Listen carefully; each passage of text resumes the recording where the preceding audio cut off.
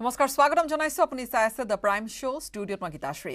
প্ৰথমে এটা ভাল খবৰ কোভিড-19ৰ মেড ইন ইণ্ডিয়া ভ্যাকচিন কোভ্যাক্সিনক অৱশেষত স্বীকৃতি প্ৰদান কৰিলে বিশ্ব স্বাস্থ্য সংস্থাই WHO কোভ্যাক্সিনৰ জৰুৰীকালীন ব্যৱহাৰৰ এমাৰ্জেন্সি ইউজ বুলি যাক কোৱা হয় এমাৰ্জেন্সি ইউজৰ তালিকাত অন্তৰ্ভুক্ত কৰিছে কোভ্যাক্সিনক টেকনিক্যাল এডভাইজৰী টিমৰ সেউজ সংকেতৰ পিছতে WHO স্বীকৃতি প্ৰদান কৰিলে ভাৰতৰ এই ভ্যাকচিনক ICMR আৰু ভাৰত বায়োটেকে মিলি প্ৰস্তুত কৰিছিল এই কোভিড-19ৰ প্ৰতিষেধক আৰু কোভ্যাক্সিনে উপসৰ্গ থকা কোভিড-19ৰ বিৰুদ্ধে ৭৭.৮% পাৰদৰ্শিতা প্ৰদৰ্শন কৰিছিল ডেল্টা ভেৰিয়েণ্ট প্ৰতিৰোধ কৰাত এই ভ্যাকচিনৰ কাৰ্যক্ষমতা ৬৫.২% WHO অনুমোদন প্ৰদান কৰা ৬টা প্ৰতিষেধকৰ তালিকাত অন্তৰ্ভুক্ত হ'ল এতিয়াৰে পৰা দেশত নিৰ্মিত কোভ্যাক্সিন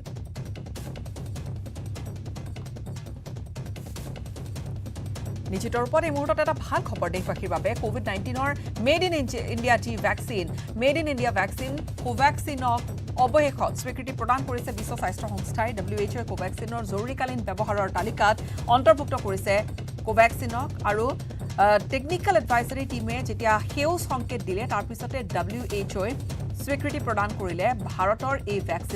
ভ্যাকচিন অৰ্থাৎ কোভ্যাক্সিন নিৰ্মাণ কৰিছিল তৈয়াৰ কৰি উলিয়াইছিল ICMR আৰু ভাৰত বায়োটেকে এই ICMR আৰু ভাৰত বায়োটেকে মিলি প্ৰস্তুত কৰিছিল এই প্ৰতিষেধক কোভিড-19ৰ প্ৰতিষেধক যি দুটা পালি দিয়া হয় আৰু কোভ্যাক্সিনে উপসৰ্গ থকা কোভিড-19ৰ বিৰুদ্ধে ৭৭.৮% পাৰদৰ্শিতা প্ৰদৰ্শন কৰিছিল ইফালে ডেল্টা ভেৰিয়েণ্টৰ প্ৰতিৰোধৰ ক্ষেত্ৰতো কাৰ্যক্ষমতা দেখুৱাইছিল ভ্যাকচিনৰ যি কাৰ্যক্ষমতা সেয়া ৬৫.২% WHO এপ্ৰুভ কৰিছে WHO অনুমোদন জনাইছে WHO অনুমোদন প্ৰদান কৰা ৬টা প্ৰতিষেধকৰ তালিকাত অন্তৰ্ভুক্ত হৈছে দেশত নিৰ্মিত কোভ্যাক্সিন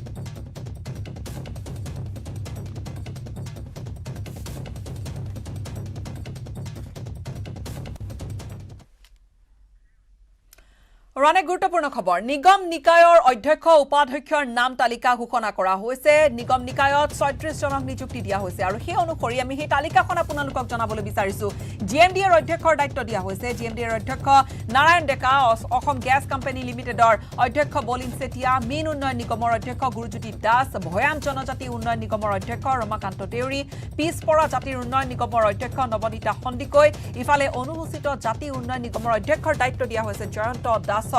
অসম বিত্তীয় নিগমৰ অধ্যক্ষ বিজয় গুপ্তাক দিয়া হৈছে দায়িত্ব বিজয় গুপ্তাক দিয়া হৈছে ইফালে ছাত্ৰ আৰু যুৱ কল্যাণ বিভাগৰ উপদেষ্টা কমিটিৰ সদস্য সচিব হলগৈ পবিত্ৰ মাৰ্ঘেৰিটাক এই দায়িত্ব অৰ্পণ কৰা হৈছে মাৰ্কেটিং কোঅপাৰেচনৰ অধ্যক্ষ হিচাপে নিযুক্তি দিয়া হৈছে অশোক সিংহিক দিয়া হৈছে তাৰ সমান্তৰালকৈ চলচ্চিত্ৰ নিগমৰ অধ্যক্ষৰ দায়িত্ব সীমান্ত শেখৰক পাহাৰীয়া ক্ষুদ্ৰ উদ্যোগ উন্নয়ন নিগমৰ অধ্যক্ষ বিদ্যা সিং ইংলেং DNP লিমিটেডৰ অধ্যক্ষ ৰূপম গোস্বামী পৰ্যটন উন্নয়ন নিগমৰ অধ্যক্ষ ঋতুপৰ্ণ বৰুৱাক তেওঁক দায়িত্ব দিয়া হৈছে চাহ নিগমৰ অধ্যক্ষৰ দায়িত্ব দিয়া হৈছে ৰাজদীপ গোৱালাক ইফালে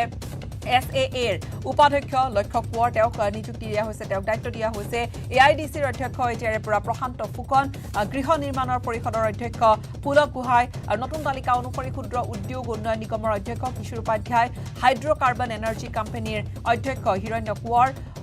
warehousing কৰ্পোৰেচনৰ অধ্যক্ষৰ দায়িত্ব নিৰেন বৈশ্যলৈ গাঁওৰক্ষী বাহিনীৰ উপ উপদেষ্টা ৰঞ্জিত মজুমদাৰ জ্যেষ্ঠ নাগৰিকৰ কল্যাণ পৰিষদৰ অধ্যক্ষৰ দায়িত্ব প্ৰদীপ ঠাকুৰীয়াক ASTCৰ অধ্যক্ষৰ দায়িত্ব অৰ্পণ কৰা হৈছে মিছন ৰঞ্জন দাসক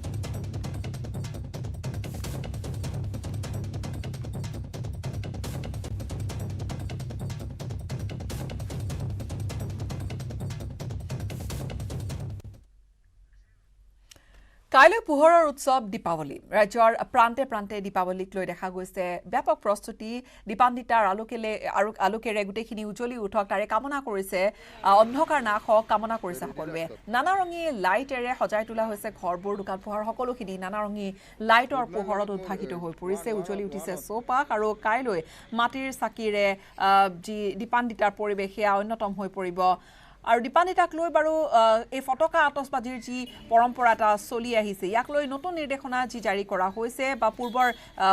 প্ৰদূষণ কণ্ট্ৰোল বৰ্ডৰ যি নিয়মাৱলী বা নিৰ্দেশনা সেইখিনি বাহাল থকাৰ কথা কোৱা হৈছে কেনেকৈ আপুনি পালন কৰিব পাৰিব সেই বিষয়ে আমি আপোনালোকক সবিস্তাৰে জনাবলৈ যত্ন কৰিম আমি সংযুক্ত হ'ম আমাৰ সাংবাদিক দুগৰাকীৰ সৈতে কিছু সময় পিছতে আমি সংযুক্ত হ'ম আমাৰ জ্যেষ্ঠ সাংবাদিক বলেন ভট্টাচাৰ্যৰ সৈতে আৰু লগতে নগাঁৱৰ পৰা আমি নীলোৎপল পৰাৰ সৈতে সংযুক্ত হ'ম কিন্তু এই মুহূৰ্তত পুনৰবাৰ জনাম যে যদিও বা কোভিড-19 সৃষ্ট পৰিৱেশৰ মাজতে দীপাৱলী বা প্ৰত্যেক উৎসৱ পাৰ্বণৰ এটা হেমেকা এটা পৰিৱেশ কিন্তু তাৰ মাজতো দীপাৱলীক লৈ দেখা গৈছে বজাৰতো কিছু ভিৰ বহু গ্ৰাহক গৈছে বজাৰলৈ কমকৈ হলে তেওঁলোকে যিখিনি আনুষ্ঠানিকতা যিখিনি পৰম্পৰা সেইখিনি ধৰি ৰাখিবলৈ তেওঁলোকে পূৰ্ণ যত্ন কৰিছে আনহাতে নানা ৰঙী লাইটেৰে উজ্বলি উঠিছে চৌপাশ সংযুক্ত হৈছো আমাৰ সাংবাদিক বলেন ভট্টাচাৰ্যৰ সৈতে বলেন দীপাৱলীক লৈ বা দীপাৱলীক লৈ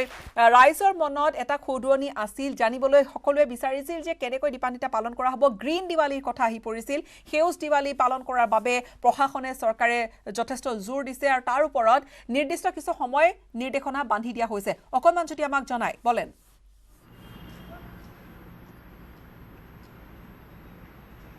চাওক প্ৰতি বছৰে বিশেষকৈ সংবাদ মাধ্যমৰ জৰিয়তে সেই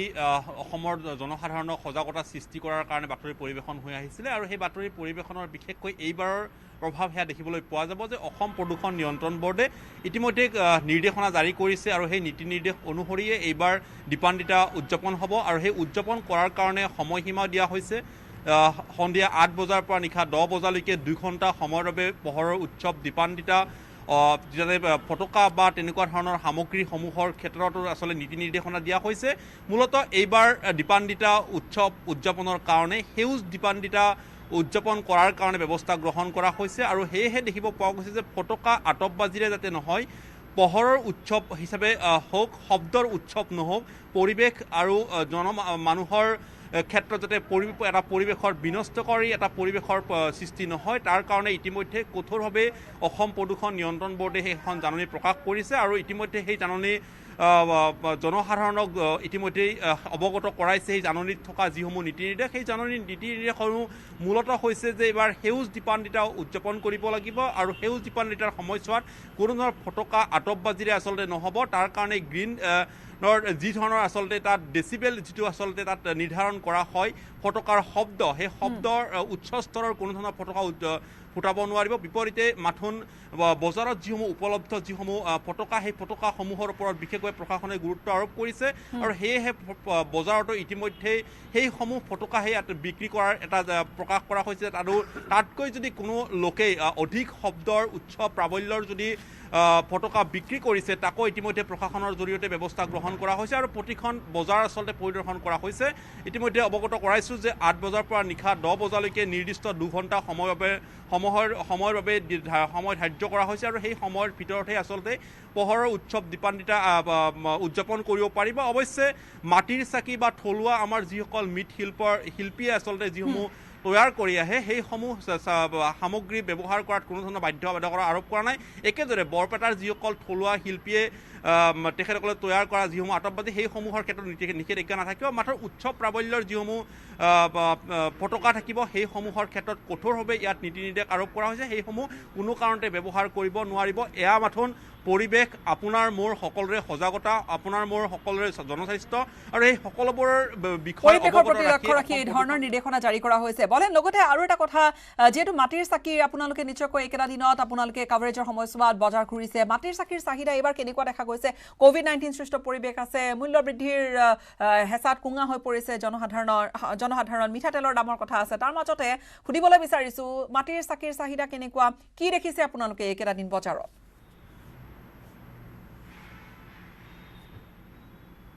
চাওক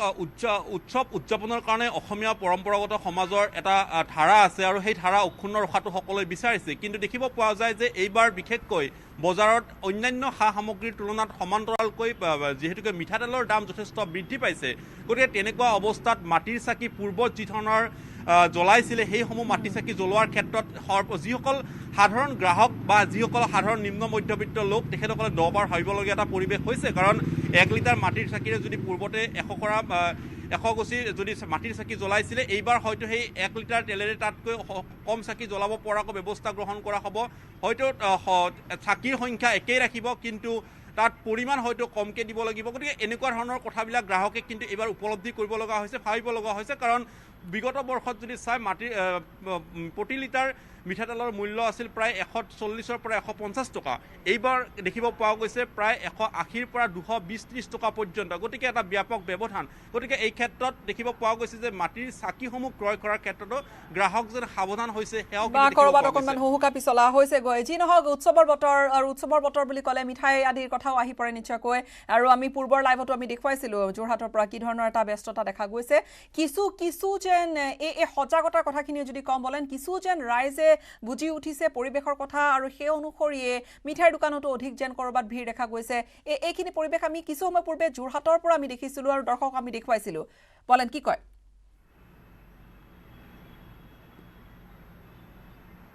নিশ্চয়কৈ আচলতে সেয়া জনসাধাৰণে আচলতে বুজি উঠিছে গোটেই বিষয়টোৰ ক্ষেত্ৰত আৰু বিশেষকৈ কোভিড-সৃষ্ট মহামাৰীৰ পিছত অসমৰ আৰ্থ সামাজিক দিশটোৰ ক্ষেত্ৰত মুখ্যমন্ত্ৰীয়ে দুদিন পূৰ্বে সেই কথা উল্লেখ কৰিছিলে যে যথেষ্টখিনি ভাগি পৰিছে আৰু তাৰ ব্যৱস্থা গ্ৰহণ কৰাৰ কাৰণে চৰকাৰী পদক্ষেপ ল'ব পাৰে নেকি সেই বিষয়ে চিন্তা চৰ্চা চলি থকা হৈছে গতিকে এই সমূহ গোটেই বিষয়টো যদি আপুনি চায় যে উৎসৱ পাৰ্বণ যেতিয়া উদযাপন কৰিবলৈ লোৱা হয় তেতিয়া আচলতে মানুহৰ হাতত টকা থাকিব লাগিব অৰ্থৰ যেতিয়া অভাৱ নহয় বা অৰ্থ যেতিয়া উদযাপন কৰিবলৈকে ব্যৱহাৰ কৰিব পাৰে তেতিয়াহে আচলতে সেই উৎসৱসমূহৰ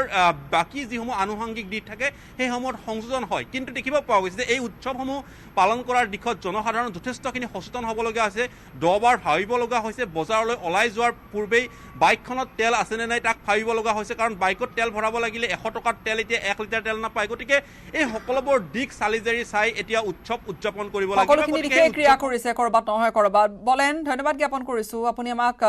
দীপাৱলীৰ কি ধৰণৰ নিয়ম এইখিনি আমি জানিলোঁ আপোনাৰ জৰিয়তে আৰু তাৰ লগতে এই মুহূৰ্তত মই সংযুক্ত হ'বলৈ বিচাৰিম নগাঁৱৰ পৰা আমাৰ সাংবাদিক নীলোৎপল বৰাৰ সৈতে নীলোৎপল কাইলৈ দীপাৱলী দীপান্বিতাক লৈ নিশ্চয়কৈ নগাঁওবাসীও যথেষ্ট উৎসৱৰ আয়োজন কৰিছে কিন্তু কি ধৰণৰ নীতি নিৰ্দেশনা আছে সেইখিনি জানি ল'বলৈ বিচাৰিম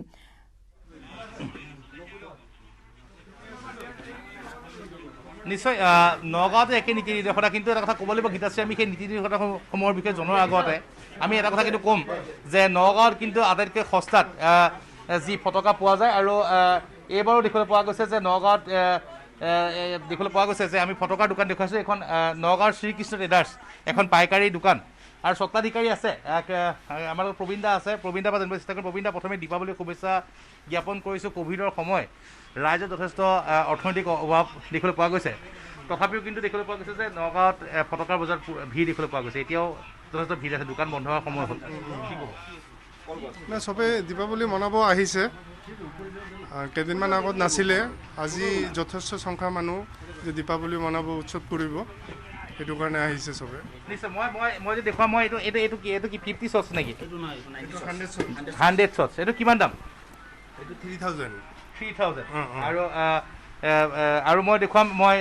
বৰ্তমান ইয়াত দেখুৱাইছোঁ এইকেইটা কিমান কি হয় এইকেইটা ওৱান শ্বট হয় ওপৰত গৈ ফুটে কিমান দাম এইকেইটা দাম 1650 টকা চবৰে দাম বাঢ়িছে কিছু না দাম ছেমেই আছে ইমান বাঢ়া নাইকিয়া চাম মোটামুটি দাম ঠিকেই আছে আৰু মই গীতাশ্ৰী দেখুৱাইছোঁ এইবোৰ আপুনি যিখিনি দেখুৱাইছে এইবোৰ সকলোবোৰ গ্ৰীণ ক্ৰেকাৰ বুলি যাক কোৱা হয় বা সেউজ পতাকা বুলি যাক কোৱা হয় তেনেকুৱা হয়নে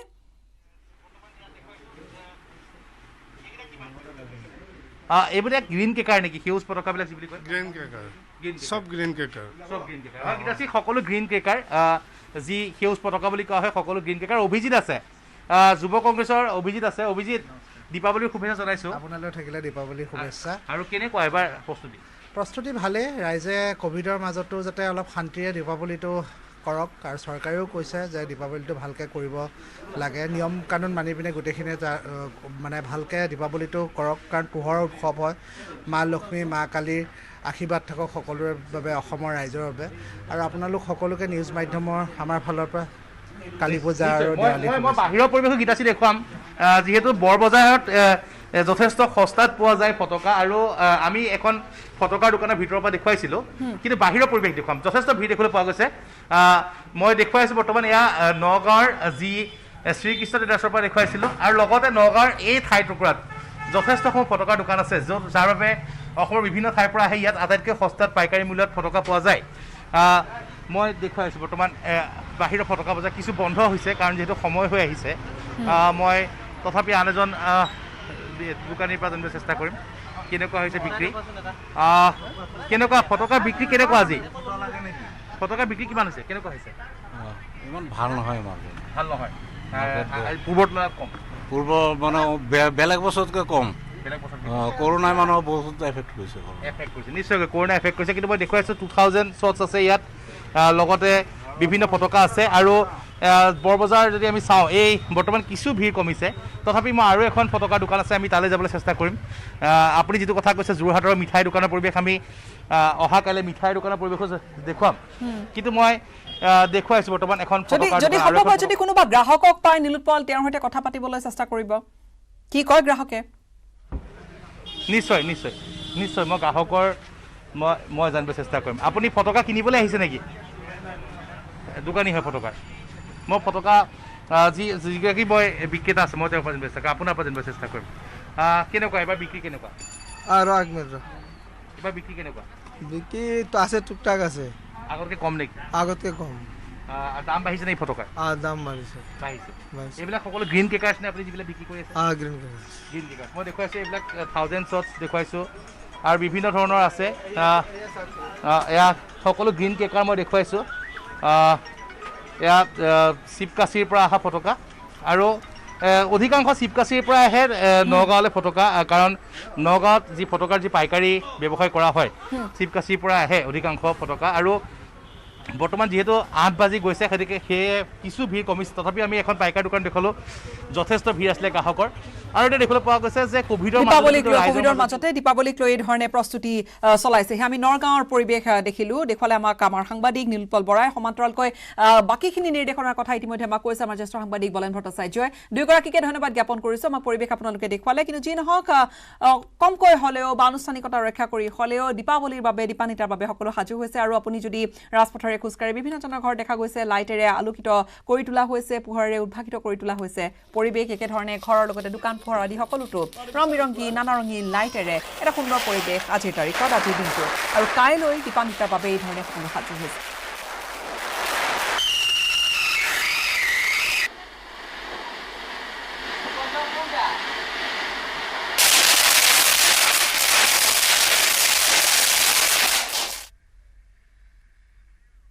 সময়ত আছো বাণিজ্যিক বিৰতিৰ সিপাৰে উপনিৰ্বাচনৰ আন কিছু গুৰুত্বপূৰ্ণ খবৰ থাকিব ব্যৱহাৰ কৰোঁ আটাইতকৈ সবল আৰু সতেজ cement Surya cement Surya cement অটুট ঘৰ অটুট অসম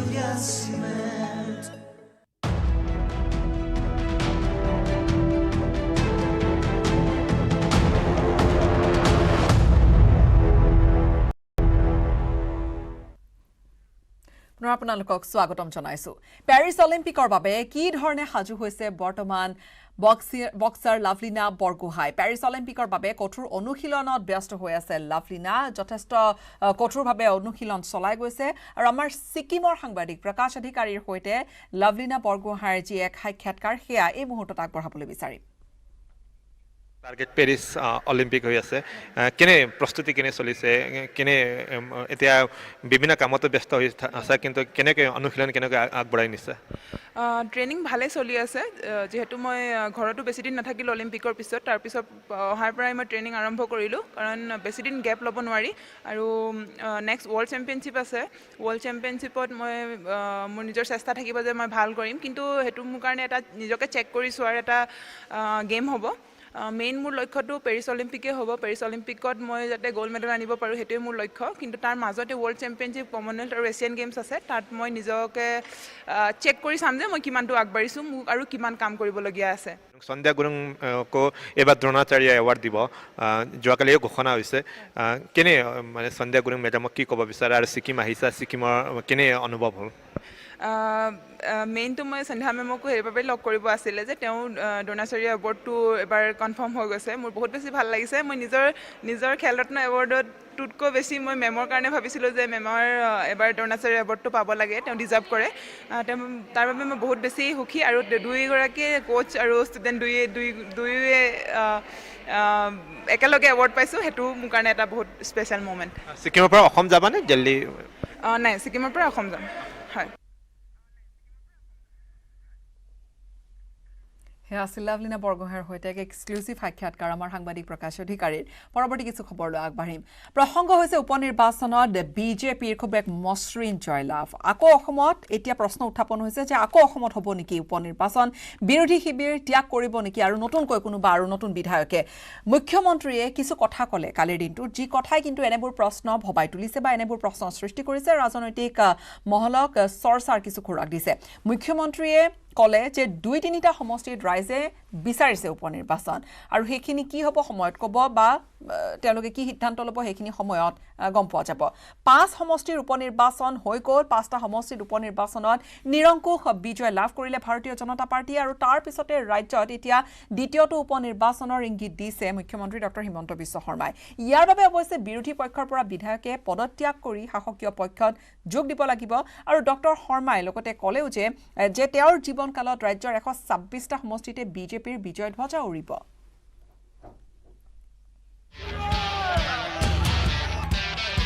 হাতেৰি পদুমলৈ দিছপুৰত ৰূপজ্যোতি কুৰ্মী হাতেৰি পদুমলৈ দিছপুৰলৈ সুশান্ত বৰগোহাঁই তলা চাবি এৰি পদুমত ধৰি আহিল ফণী তালুকদাৰ একেদৰে নতুনকৈ ট্ৰেক্টৰত উঠি দিছপুৰলৈ আহিল জিৰণ বসুমতাৰী আৰু জলেন দৈমাৰী 30 অক্টোবৰত অনুষ্ঠিত হৈ যোৱা 5 সমষ্টিৰ উপনিৰ্বাচনত বিৰোধী কংগ্ৰেছ AIUDF ৰাইজৰ দলৰ প্ৰাৰ্থীক বৃহৎ ভোটৰ ব্যৱধানত বিজেপি আৰু UPPLৰ প্ৰাৰ্থীয়ে পৰাজিত কৰাৰ পিছত এতিয়া প্ৰশ্নৰ অৱতাৰণা হৈছে আকৌ অসমত হ'ব নেকি উপনিৰ্বাচন বিৰোধী শিবিৰ ত্যাগ কৰিব নেকি আৰু কোনো বিধায়কে এই প্ৰশ্ন অৱতাৰণা হোৱাৰ সময়তে মঙলবাৰে আবেলি মুখ্যমন্ত্ৰী ডক্টৰ হিমন্ত বিশ্ব শৰ্মাই দিলে এক ইংগিত বাৰে বাৰে নিৰ্বাচন অনুষ্ঠিত হৈ থকাটো ভাল নহয় বুলি সদৰি কৰিও মুখ্যমন্ত্ৰীয়ে ক'লে 2-3টা সমষ্টিত ৰাইজে বিচাৰিছে উপনিৰ্বাচন মই ভাবো যে বাৰে বাৰে নিৰ্বাচন খেলি থকাটো উচিত নহয় কিন্তু এইটো ঠিক যে অসমৰ আৰু 2-3টা সমষ্টি ৰাইজে ডেফিনেটলি উপনিৰ্বাচন বিচাৰে পিছে কেতিয়া হ'ব আকৌ অসমত উপনিৰ্বাচন সাংবাদিকৰ প্ৰশ্নৰ উত্তৰত মুখ্যমন্ত্ৰীয়ে ক'লে মই আজিয়ে ক'ব খোজা নাই কিন্তু উপনিৰ্বাচন বিচাৰে সেইটো মই জানো কিন্তু ক'ত কেনেকে কেতিয়া হ'ব সেইটো সময়ত আমি সিদ্ধান্ত ল'ম মুখ্যমন্ত্ৰীয়ে কোৱাৰ দৰে যদি দ্বিতীয়টো উপনিৰ্বাচন অসমত অনুষ্ঠিত হয় তেন্তে বিৰোধী শিবিৰ এৰি কোনে কোনে যোগ দিব শাসকীয় পক্ষত এই প্ৰশ্নৰ উত্তৰ এতিয়াই কোনেও দিব বিচৰা নাই কিন্তু চৰ্চাত আছে নাজিৰা তিতাবৰ আৰু বটদ্ৰৱা সমষ্টিৰ নাম নাজিৰাত আছে বিৰোধী দলপতি দেৱব্ৰত শইকীয়া তিতাবৰত আছে প্ৰয়াত তৰুণ গগৈৰ উত্তৰপুৰী ভাস্কৰ বৰুৱা বটদ্ৰৱাত আছে শিৱামণি বৰা এই 3 কংগ্ৰেছী বিধায়কক টাৰ্গেট কৰি ল'ব পাৰে শাসকীয় বিজেপিয়ে এই সন্দৰ্ভত মুখ্যমন্ত্ৰীক কৰা এক প্ৰশ্নৰ উত্তৰত তেওঁ ক'লে সদিয়াৰ পৰা ধুবুৰীলৈ বিজেপি আৰু মিত্ৰজোঁটৰ বিজয় ধ্বজা উৰিব লাগিব মোৰ টাৰ্গেট কেতিয়াবা নহয় কেতিয়াবা 126টা সমষ্টি অসমখনক মই এনেকে নাচাওঁ যে উজনিখনত কংগ্ৰেছ শূন্য কৰিম নামনিত UDF থাকিব বৰাক ভেলীত কংগ্ৰেছ থাকিব এনেকে নহয় সদিয়াৰ পৰা ধুবুৰীলৈ ভাৰতীয় জনতা পাৰ্টি আৰু প্ৰধানমন্ত্ৰী মোদী আৰু আমাৰ ইয়াৰ মিত্ৰ গোষ্ঠীৰ বিজয় ধ্বজা উৰিব লাগে গতিকে মোৰ লক্ষ্যটো কেতিয়াবা নহয় কেতিয়াবা 126টা সমষ্টি সকলো বিধানসভা সমষ্টিতে বিজেপিৰ বিজয় ধ্বজা উৰুৱাৰ টাৰ্গেট লোৱা মুখ্যমন্ত্ৰীয়ে এইবাৰ ক'লে মোৰ জীৱনকালতে 126টা সমষ্টিতে জিকিব বিজেপি প্ৰথমবাৰৰ বাবে ভাৰতীয় জনতা পাৰ্টিক এনেকুৱা মানুহেও ভোট দিছে যিসকলে হয়তো কেতিয়াও বিজেপিক ভোট দি পোৱা নাছিল গতিকে মইতো দেখো যে মোৰ জীৱনকালতে এনেকুৱা এটা সময় দেখিম যে 126টাতে বিজেপি জিকিছে ইপিনে সকলো ঠিকে থাকে থাকিলে অহা ফেব্ৰুৱাৰী মাহত পৌৰসভাৰ নিৰ্বাচনৰ বাবে সাজু হৈছে শাসকীয় বিজেপি আমাৰ সন্মুখত পৌৰসভাৰ নিৰ্বাচন আছে ফেব্ৰুৱাৰী মাহত আমি কোভিডৰ যদি পৰিস্থিতি জটিল নহয় ফেব্ৰুৱাৰী মাহত আমি পৌৰসভাৰ নিৰ্বাচনৰ বাবে নিজক সাজু কৰিব লাগিব বিজু কুমাৰ ডেকাৰ report news 18 Assam north east या উপনিৰ্বাচনৰ পিছত এতিয়া বিশেষকৈ বিৰোধীৰ সন্মুখত নিশ্চয়কৈ কিছু ষ্ট্ৰেটেজি হলনি কৰাৰ প্ৰসংগ আহি পৰিছে এইবাৰ ক'বলৈ লৈছো দুগৰাকী সেনাপতিৰ কথা দুইজনে হৈছে চলিত বৰ্ষতে নিয়োজিত হোৱা দুটা পৃথক ৰাজনৈতিক দলৰ সভাপতি এজনে 5 গোল দিলে আৰু আনজনে গোল খালে কিয়নো গোলকিপাৰ আদি প্ৰসংগবোৰ খুব নিৰ্বাচনৰ উপনিৰ্বাচনৰ পূৰ্বে খুব উচ্চাৰিত হৈছিল ঠিকই ক'বলৈ গৈ আছো যে এই ভৱেশ কলিতা আৰু ভূপেন বৰা তেওঁলোকৰ দুইগৰাকী নতুনকৈ দায়িত্ব লৈছিল আৰু কি ধৰণে নিৰ্বাচনটো পাৰ হ'ল আগবঢ়াম এক প্ৰতিবেদন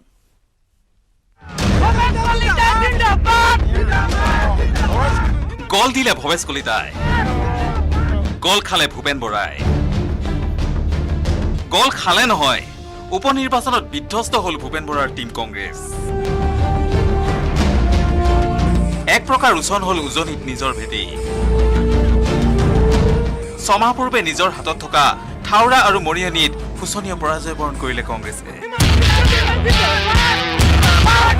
থাউৰাৰ দৰে এটা সমষ্টিত কংগ্ৰেছৰ প্ৰাৰ্থীগৰাকীয়ে লাভ কৰিলে মাত্ৰ 5,892টা ভোটহে ঠিক একেদৰে মৰিয়নিত 15,382টা ভোট পালে কংগ্ৰেছৰ প্ৰাৰ্থীগৰাকীয়ে 5টা সমষ্টিতেই চৰম বিপৰ্যয়ৰ সন্মুখীন হোৱাৰ পিছত টিম কংগ্ৰেছৰ কেপ্টেইনগৰাকীয়ে ক'লে সময় হেনো কম পালে কিন্তু আমি সময় খুব কম পালোঁ কাৰণ বিধানসভা নিৰ্বাচনৰ পৰাজয় মাত্ৰ এতিয়া 5 মাহ হৈছে আৰু মই সভাপতি হোৱা 100 দিন হৈছে আমি এতিয়ালৈকে কমিটিয়ে কৰিব পৰা নাই নিয়মটো আছিলে প্ৰদেশ কংগ্ৰেছৰ সভাপতি বদলি হোৱাৰ লগে লগে ব্লক জিলা সব বদলি হ'ব লাগে কিন্তু আমি যিহেতুকে ইলেকশ্যন আহি গ'ল আমি দলৰ অগ্ৰগতিটো বাদ দিবলগীয়া হ'ল এতিয়া চাওঁ আহক ভূপেন বৰা আৰু ভৱেশ কলিতাৰ নিযুক্তিৰ সময় চলিত বৰ্ষৰ 26 জুনত সভাপতিৰ দায়িত্ব পাইছিল ভৱেশ কলিতাই বিজেপিৰ ৰাজ্যিক সভাপতিৰ দায়িত্ব লোৱাৰ পিছত ভৱেশ কলিতাৰ বাবে আছিল শনিবাৰে অনুষ্ঠিত হৈ যোৱা 5টা সমষ্টিৰ নিৰ্বাচন এক অগ্নি পৰীক্ষা নিৰ্বাচনৰ দিনটোত বুথ আৰু পৃষ্ঠা প্ৰমুখৰ পৰা তথ্য লৈ ভৱেশ কলিতাই দাবী কৰিছিল 5টা সমষ্টিতে জয়ী হ'বই বুলি আৰু সেয়াই হ'ল ইয়াৰ বিপৰীতে ভূপেন বৰাক অসম প্ৰদেশ কংগ্ৰেছৰ সভাপতি হিচাপে নিযুক্তি দিয়া হৈছিল চলিত বৰ্ষৰ জুলাইৰ 24 তাৰিখে অৰ্থাৎ সভাপতি হিচাপে দুয়োগৰাকীৰ দায়িত্ব লোৱাৰ সময়ৰ মাজত মাত্ৰ 28 দিনৰ তফাত এজনে গোল দিলে 5টা আৰু আনজনে খালে গোল কিন্তু ইমানৰ পিছতো অসম প্ৰদেশ কংগ্ৰেছৰ নেতৃত্বই শিক্ষা নলয় বুলি নিষ্ঠাৱান কংগ্ৰেছে এতিয়াও অনুভৱ কৰিছে অকল নিজৰ মাজতেই খোৱা কামৰাত ব্যস্ত নাথাকি দলটোক আকৌ এক কৰাৰ আহ্বান এতিয়া তৃণমূল কৰ্মীৰ ৰাজু বৰুৱাৰ report news 18 Assam north east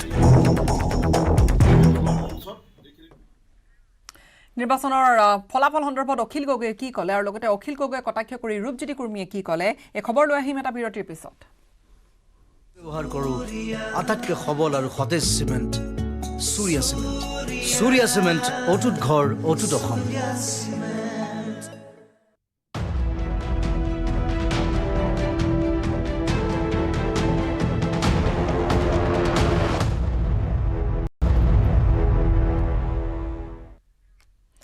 মাত্ৰ 7 মাহৰ ব্যৱধানতে সম্পূৰ্ণৰূপে বিপৰীত ৰূপত দেখা পোৱা গ'ল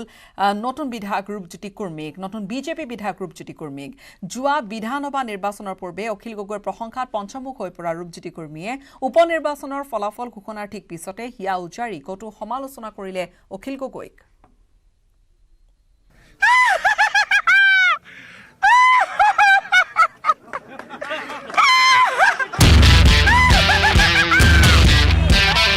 দুহেজাৰ 21 চনৰ বিধানসভা নিৰ্বাচনৰ সময়ত কংগ্ৰেছৰ হৈ মৰিয়নি সমষ্টিৰ পৰা প্ৰাৰ্থিত্ব আগবঢ়োৱা ৰূপজ্যোতি কুৰ্মীয়ে অখিল গগৈৰ প্ৰশংসাত পঞ্চমুখ হোৱাৰ কথা নিশ্চয় আপোনাৰো মনত আছে অখিল গগৈ ডাঙৰীয়াক বহুত বহুত ধন্যবাদ জনাইছোঁ কৃষক মুক্তি সংগ্ৰাম সমিতিক এই সময়ত নিৰ্বাচনী বৈতৰণি পাৰ হ'বৰ বাবে ৰূপজ্যোতি কুৰ্মীয়ে অখিল গগৈৰ ঘৰলৈ গৈ মাতৃৰ চৰণ চুই আশীৰ্বাদো লৈছিল তেখেতৰ পৰা আঁঠুকাৰি সেৱা লৈছিলোঁ আজিৰ পৰা আপোনাৰ এজন পুত্ৰ অখিল গগৈ বুলি ভাৱ নল'ব অখিল গগৈ ৰূপজ্যোতি কুৰ্মী বুলি পেলাই আপুনি দুজন ল'ৰা আছে বুলি আপুনি ল'ব নিৰ্বাচনত জয়ী হ'বৰ বাবে অখিল গগৈৰ পৰা সহায়ো বিচাৰিছিল ৰূপজ্যোতি কুৰ্মীয়ে স্বাভাৱিকতে মই অখিল গগৈ ডাঙৰীয়াক বহুত বহুত ধন্যবাদ জনাইছোঁ কৃষক মুক্তি সংগ্ৰাম সমিতিক ডিব্ৰুগড় জেলত তেখেতে দেখা দিবলৈ যোৱা গুৱাহাটী জেলত তেখেতক দেখা দিবলৈ যোৱা তেখেতৰ মাতৃ গৰাকীক মই দেখা দিবলৈ যোৱা হয়তো এই প্ৰসংগসমূহ মনত পৰিছে মোক সন্মান জনাই আজি প্ৰত্যাহাৰ কৰাৰ বাবে মনোনয়ন পত্ৰ মই ধন্যবাদ জনাইছোঁ আৰু ইয়াৰ পৰা মই যথেষ্ট প্ৰকাৰে লাভান্বিত হ'ম কিন্তু উপনিৰ্বাচনত বিজেপিৰ পৰা জয়ী হোৱাৰ পিছতেই অখিল গগৈৰ বিৰুদ্ধে গৰজি উঠিল ৰূপজ্যোতি কুৰ্মী নিৰ্বাচনৰ ফলাফল ঘোষণা হোৱাৰ পিছতেই বিভিন্ন কটুবাক্যৰে অখিল গগৈক তীব্ৰ সমালোচনা কৰিলে ৰূপজ্যোতি কুৰ্মীয়ে অখিল গগৈ এনেকুৱা এজন 420 ঠগবাজ মানুহ যিজনে নদী বান্ধ আন্দোলনত কৃষকসকলক লৈ গ'ল নিজে টকা লৈ পেলাই চুপচাপ বহি থাকিল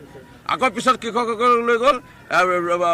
কাজিৰঙাত অৰ্কিড পাৰ্কৰ নামত 100 বিঘা মাটি লৈ ল'লে আৰু ক'ত কি মাটি আছে আমি ক'ত কি ধন সম্পত্তি গোটালে চব এইবোৰ মিলিম এতিয়া মই নোকোৱাকৈ অখিল গগৈক এই দল সংগঠনে গৈ আছে অখিল গগৈ খতম ৰূপজ্যোতি কুৰ্মীৰ মতে অখিল গগৈ শেষ হাওৰা সমষ্টিত বিপুল ভোটত হৰাৰ পিছতেই অখিল গগৈ শেষ হ'ল অখিল গগৈৰ অলপ যি আছিল সেয়া ৰূপজ্যোতি কুৰ্মীয়ে শেষ কৰি পেলালে বুলি মত ব্যক্ত কৰে অখিল গগৈ ইয়াত কৈছে যে কেইদিনমানৰ পিছত ৰূপজ্যোতি কুৰ্মীয়ে তুলনি বিয়া খাব নোৱাৰে অখিল গগৈ খতম অখিল গগৈ শেষ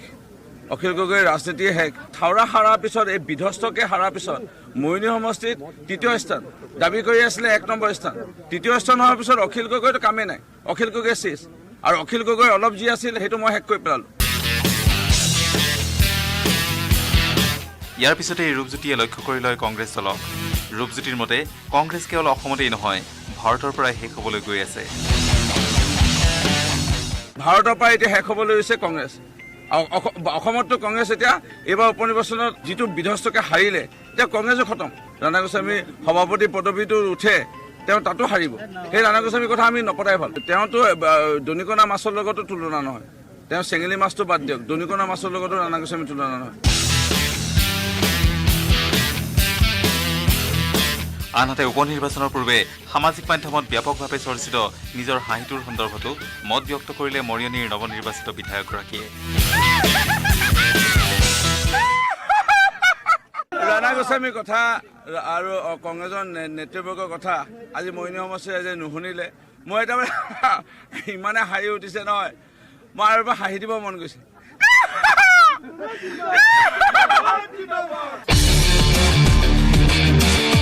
যোৰহাটৰ পৰা Gautam Bora news 18 Assam north east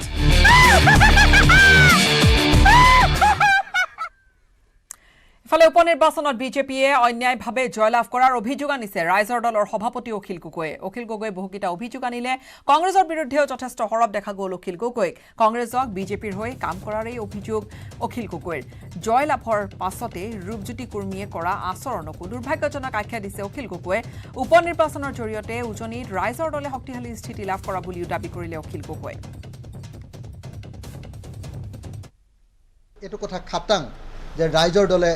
নকলেও ৰাইজ নিশ্চিত হৈছে যে বিজেপি দলে অন্যায়ভাৱে এইবাৰ নিৰ্বাচনত জয়ী হৈছে ইভিএম টেম্পাৰিং বুথ দখল বাহুবলৰ জৰিয়তে গুণ্ডা বাহিনীৰ জৰিয়তে বিৰোধী শক্তিক আক্ৰমণ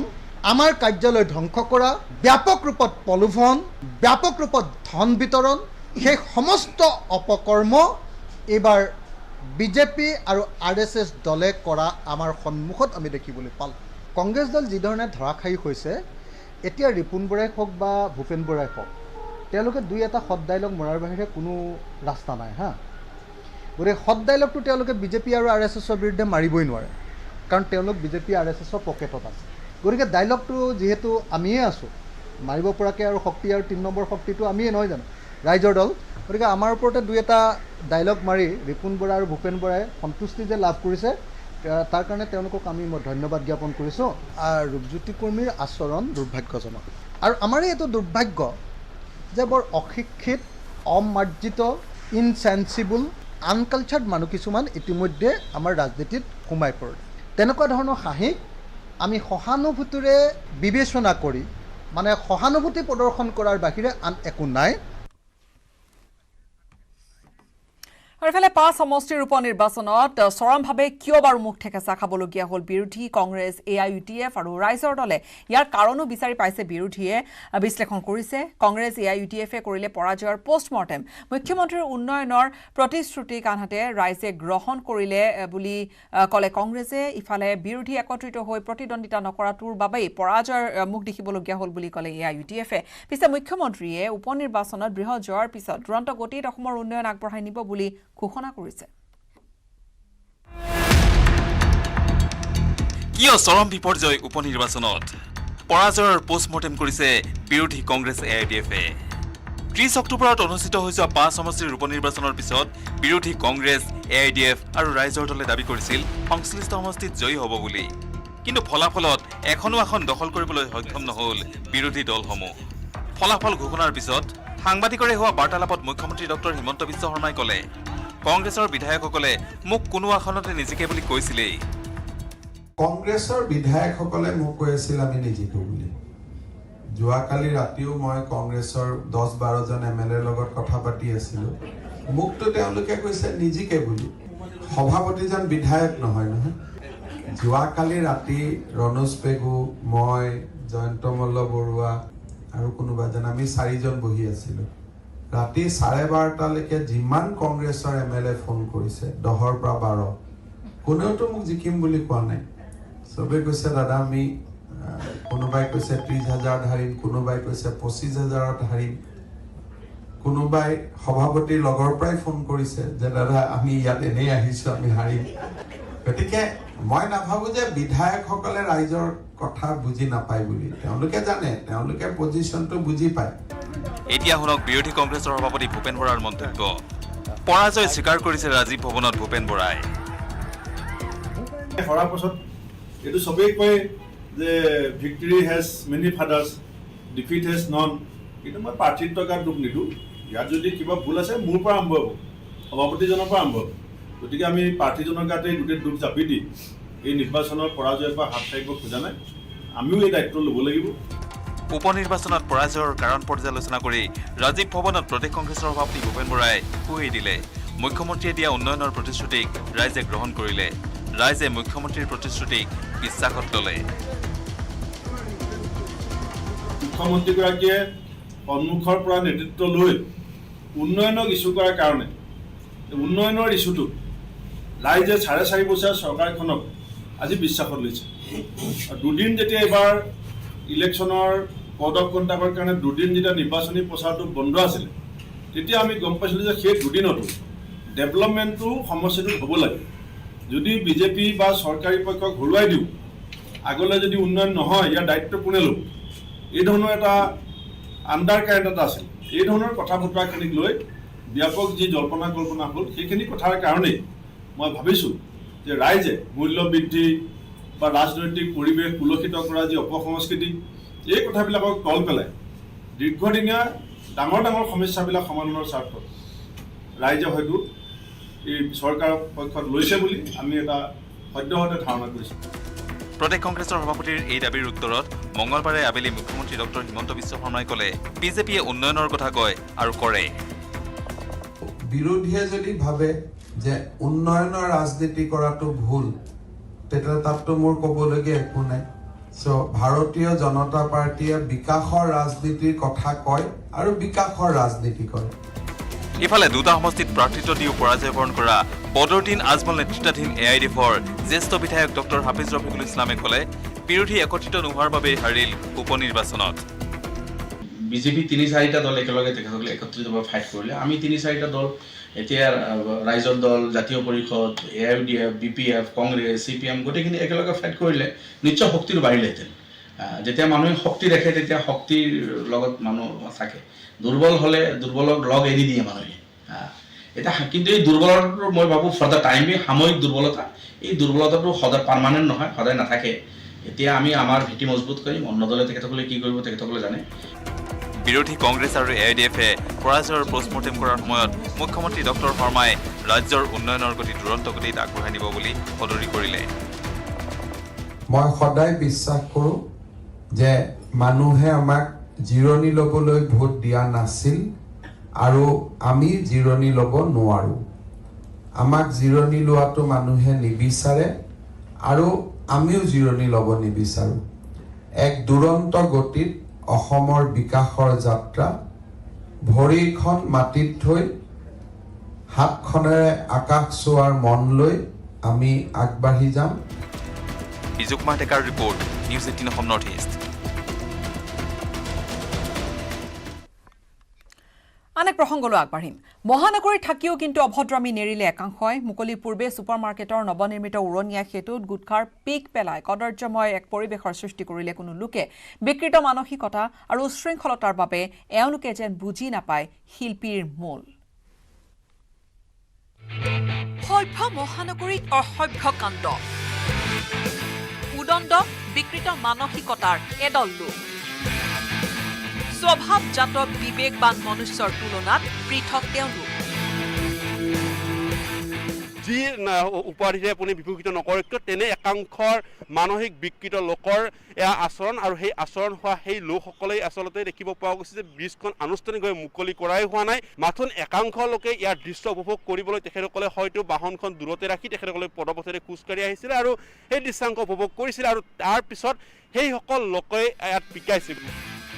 বহুতৰ বাবে এতিয়া তেওঁলোক হৈ পৰিছে মূৰৰ কামোৰণি কিয়নো আন 10 জনৰ চিন্তা কামৰ সৈতে সম্পূৰ্ণ পৃথক তেওঁলোক প্ৰথমে চাওক এই দৃশ্য দিছপুৰ ছুপাৰ মাৰ্কেটৰ নৱনিৰ্মিত উৰণীয়া সেতুৰ নতুনকৈ নিৰ্মাণ কৰা সেতুখন মুকলি কৰিবলৈ এতিয়াও এটা দিন বাকী তাৰ পূৰ্বে এডল কলা কুশলী শিল্পীয়ে ৰং তুলিকাৰে নৰূপ দিছে উৰণীয়া সেতুখন পিছে শিল্পী কলা কুশলীসকলৰ দিন ৰাতিৰ শ্ৰম সহজভাৱে লোৱা নাই একাংশ অসৎ বিকৃত মানসিকতাৰ লোকে যাৰ বাবে কম সংখ্যক লোকক সেতু পৰিদৰ্শনৰ সুযোগ দিয়াৰ পাছতো কেনেবাকৈ প্ৰৱেশ কৰি স্বচ্ছ স্থানত পিক পেলাই লেতেৰা কদৰ্য কৰি তুলিছে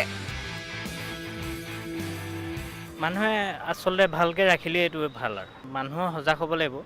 এটা ভাল ৰাস্তা এটা ভাল ব্ৰিজ এখন বনাই দিয়ে তাৰ উপৰিঞ্চি আপোনাৰ পিক হওক আপোনাৰ যিকোনো প্লাষ্টিক হওক সেইবোৰ পেলাই দিছে মানুহে এতিয়া পানী বটল পেলাই দিছে চিগাৰেটৰ পেকেট পেলাই দিছে তো মানুহৰ হেৰিটো নাই আচলতে অসৎ প্ৰবৃত্তিৰ এনে লোকৰ কামক সহজভাৱে লোৱা নাই বহু লোকে কিয়নো এনে প্ৰকৃতিৰ লোকৰ বাবে সঘনে মহানগৰীত অপৰাধজনিত ঘটনা সংঘটিত হোৱা বুলি উল্লেখ কৰিছে বিভিন্নজনে কলাশিল্পীসকলে ইমান ধুনীয়াকৈ কৰিছে তাত মানে এনেকৈ পিক পেলোৱাটো সেইটো আচলতে মানসিকতাটো দেখায় মানুহৰ সেইটো বস্তু ভাল হ'ব লাগে আৰু এইটো দেখাৰ লগে লগে আচলতে পিক পেলোৱাৰ ধাৰণাটো আহিবই নালাগে মনলৈ সেইটো বস্তু মানুহে নিজে ভাবিব লাগিব ভালকৈ প্ৰশ্ন হৈছে মুকলিৰ পূৰ্বেই এই দৃশ্য মুকলিৰ পাছত কি হ'ব আটক ধুনীয়াকৈ সজাই তোলা সেতুখন সুন্দৰকৈ ৰখাত এচাম লোক একেবাৰে দায়বদ্ধ নহয় যাৰ পৰিণতিত মুকলিৰ পূৰ্বেই এই দৃশ্য বলেন ভট্টাচাৰ্যৰ report news 18 Assam north east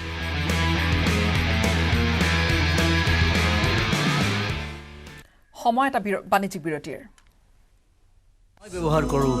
আটাইতকৈ সবল আৰু সতেজ চিমেণ্ট সূৰ্যা চিমেণ্ট অটুট ঘৰ অটুট অসম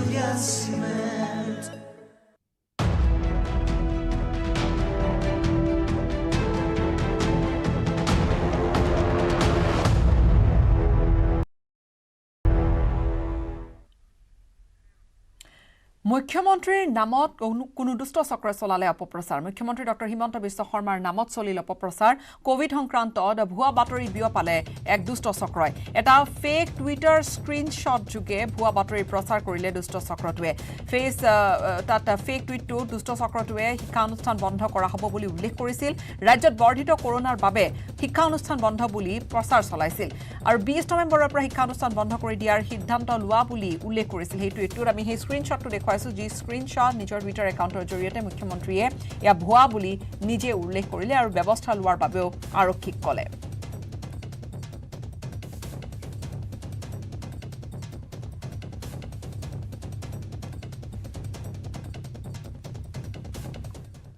যোৰহাট জিলা প্ৰশাসন আৰু আৰক্ষী বিভাগৰ দুৰ্বলতাৰ সুযোগ লৈ জিলাখনত চলিছে সমান্তৰাল প্ৰশাসন কাৰ সমান্তৰাল প্ৰশাসন চলিছে বাৰু যোৰহাটত শেহতীয়াকৈ এনে ঘটনাক লৈ অস্বস্তিত পৰিছে যোৰহাট জিলা প্ৰশাসন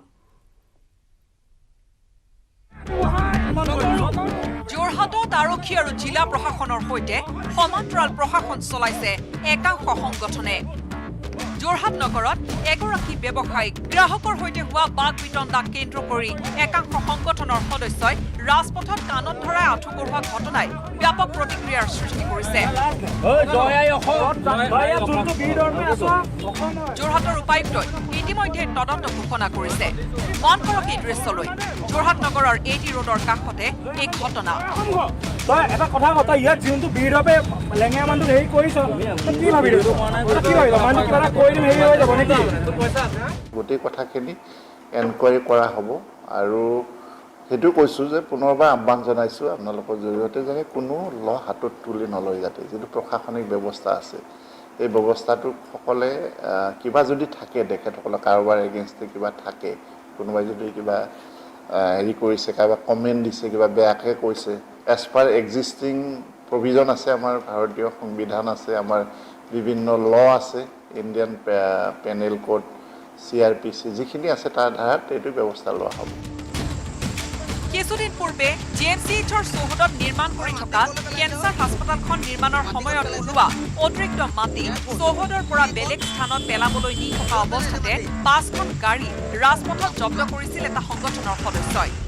পিছত আৰক্ষীক গতাই দিয়া এই ট্ৰাকসমূহৰ ওপৰত জৰিমনাও বিহিছিল বন বিভাগে এই ঘটনা সন্দৰ্ভত GMCHৰ অধীক্ষকে আৰক্ষী প্ৰশাসনক অৱগত কৰিছিল যদিও কোনো সঁহাৰি লাভ নকৰিলে মাটি ক'লৈ পেলাইছে মাটি ক'ত পেলাইছে এয়াৰফোৰ্চ কি ক'ত কিছুদিন পূৰ্বে যোৰহাট বিগ বজাৰত একাংশ কৰ্মচাৰীয়ে তেওঁলোকৰ নিজৰ মাজতে শ্ৰীলংকাৰ এটি গীতৰ তালত বিহু নচাৰ ভিডিঅ' ছ'চিয়েল মিডিয়াত প্ৰচাৰ হোৱাৰ পিছত ব্যাপক প্ৰতিক্ৰিয়াৰ সৃষ্টি হৈছিল আৰু ইয়াৰ পিছতে একাংশ সংগঠনৰ সদস্যই ব্যৱসায়িক প্ৰতিষ্ঠানখন বন্ধ কৰি দি এই ঘটনাৰ প্ৰতিবাদ কৰিছিল শেহতীয়াকৈ এনেধৰণৰ ঘটনাই চূড়ান্ত ৰূপ লোৱাত অস্বস্তিত পৰিছে যোৰহাট জিলা প্ৰশাসন আৰু একচুৱেল কথাটো কিনো কি ঘটনাটো কি কেনেকৈ সূত্ৰপাত হৈছিলে কি হৈছিলে গোটেই কথাখিনি চালি জাৰি চাই ষ্টেটমেণ্টখিনি লোৱাৰ পিছত চালি জাৰি চাই গোটেই ইয়াৰ ওপৰৰ এটা এনকুৱাৰী ৰিপৰ্ট আমি উপায়ুক্ত মহোদয়ক মই দাখিল কৰিম আৰু একৰ্ডিংলি যিটো হয় উপায়ুক্ত মহোদয়ে ব্যৱস্থা ল'ব তাৰ যোৰহাটত এনেদৰে চৰকাৰী বিভাগৰ সমান্তৰালকৈ চলিছে সংগঠনৰ প্ৰশাসন জিলা প্ৰশাসনৰ দীৰ্ঘদিনীয়া মৌনতাৰ পিছত শেহতীয়াকৈ সংঘটিত ঘটনাটোৰ পিছতে ব্যৱসায়িক সমাজৰ অভিযোগৰ ভিত্তিত যোৰহাটৰ উপায়ুক্তই ব্যৱসায়িক কাণত ধৰোৱা ঘটনাটোৰ ওপৰত তদন্ত আৰম্ভ কৰিছে যোৰহাটৰ পৰা গৌতম বৰাৰ report news 18 Assam north east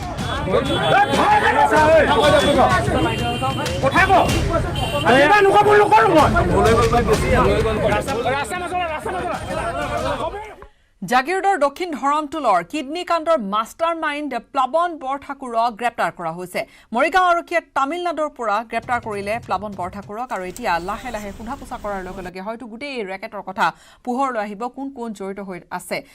কি ধৰণে গোটেই কাণ্ড কৰা হৈছিল প্লাৱন বৰঠাকুৰৰ নেতৃত্বত অসমত চলিছিল কিডনী ব্যৱসায় কিডনী বিক্ৰীৰ ব্যৱসায় এক চলিছিল দক্ষিণ ধৰমটোলৰ কেইবাজনো লোকে এই চক্ৰৰ কবলত পৰি বিক্ৰী কৰিছিল কিডনী ধনৰ প্ৰলোভনেৰে আৰ্থিকভাৱে দুৰ্বল লোকক অংগ বিক্ৰী কৰাইছিল প্লাৱনে ঘটনা সন্দৰ্ভত জড়িত থকাৰ অভিযোগত বড়ো উপাধিৰ মহিলাৰ লগত গ্ৰেপ্তাৰ কৰিছিল ৰমেন মেধি নামৰ এজন দালালক আৰু জেৰাত ৰমেন মেধিয়ে লৈছিল প্লাৱন বৰঠাকুৰ আৰু ৰাজেশ পোদ্দাৰৰ নাম তামিলনাডুত আত্মগোপন কৰা প্লাৱন বৰঠাকুৰ পৰিল এতিয়া আৰক্ষীৰ জালত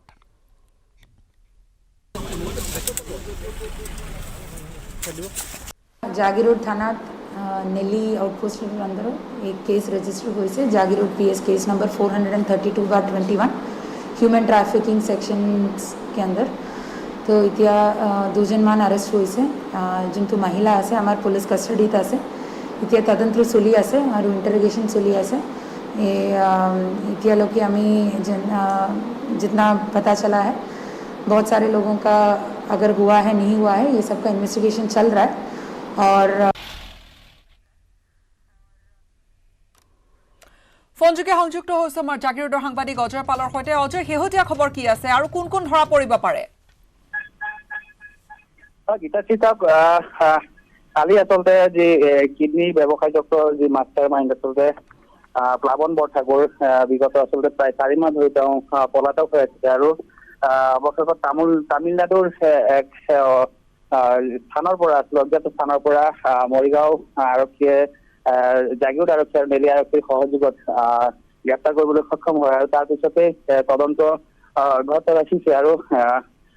মৰিগাঁও জিলাৰ আৰক্ষী অধীক্ষক অপৰ্ণা নটৰাজনে আজি সাজি আছিলে এই সন্দৰ্ভত সংবাদমেল মেলৰ আয়োজন কৰিছিলে আৰু তেখেতে জানিবলৈ দিছে যে এই সন্দৰ্ভত আচলতে আৰু এই চক্ৰৰ লগত কোন কোন জড়িত সেয়া আচলতে তদন্তৰ পিছতহে পোহৰলৈ আহিব আৰু আজি যিহেতু তেওঁক মৰিগাঁও জিলা আদালতত হাজিৰ কৰোৱা হৈছে আৰু তাৰ পিছতে তেখেতে জানিবলৈ দিয়া অনুসৰি যে পুনৰ আৰক্ষী জিম্মাত ল'ব প্লাৱন বৰঠাকুৰক যিহেতু 4 মাহ ধৰি আৰক্ষীয়ে অভিযান অব্যাহত ৰাখিছিল আচলতে তাৰ পিছত তেওঁ কৰাটো কৰিবলৈ সক্ষম হৈছে নিশ্চয়কৈ জেৰাৰ অন্তত আৰু কিছু নতুন কথা পোহৰলৈ আহিব অজয় ধন্যবাদ জ্ঞাপন কৰিছো আমাক এইখিনি কথা আপুনি জনালে